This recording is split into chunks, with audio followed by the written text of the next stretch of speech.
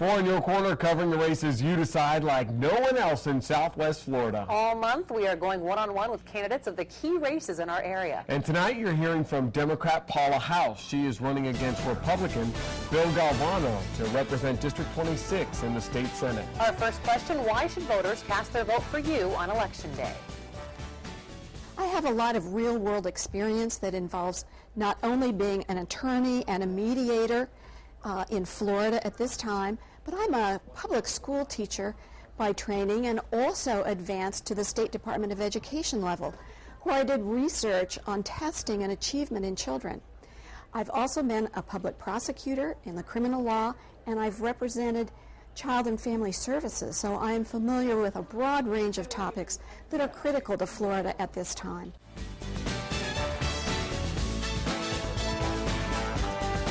I think the most important issue is the foundation that Florida has created to attract businesses and jobs. This foundation is crumbling, and it is not adequate for the job. What we need is emphasis on public education. We need to stop the charter school siphon of our public school dollars for private profit, and what we need to do is refocus our education and refocus on public infrastructure and refocus on protecting our natural resources so that we can assure businesses that we have clean water and an abundant amount of water, clean air, and unpolluted ground going into the future.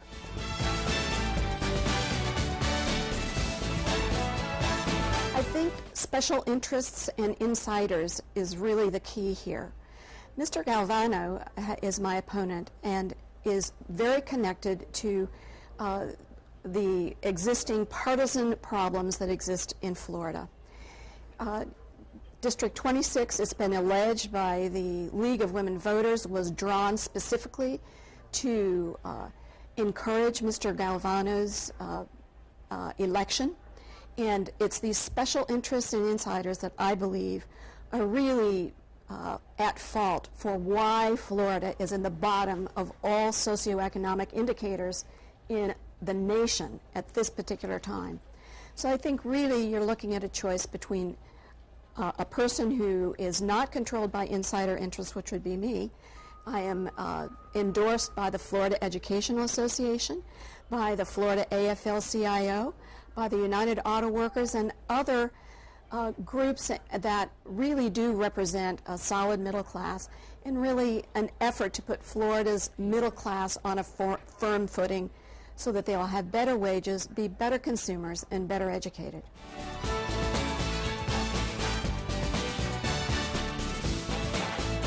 This is a critical election.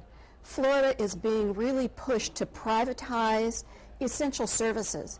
And we know what happened with our homes and our banks and our foreclosures and the things that really have gone awry that were in the hands of private enterprise. We cannot take essential services and trust them to private enterprise. Affordable health care is not a reality. We need to embrace the Affordable Care Act.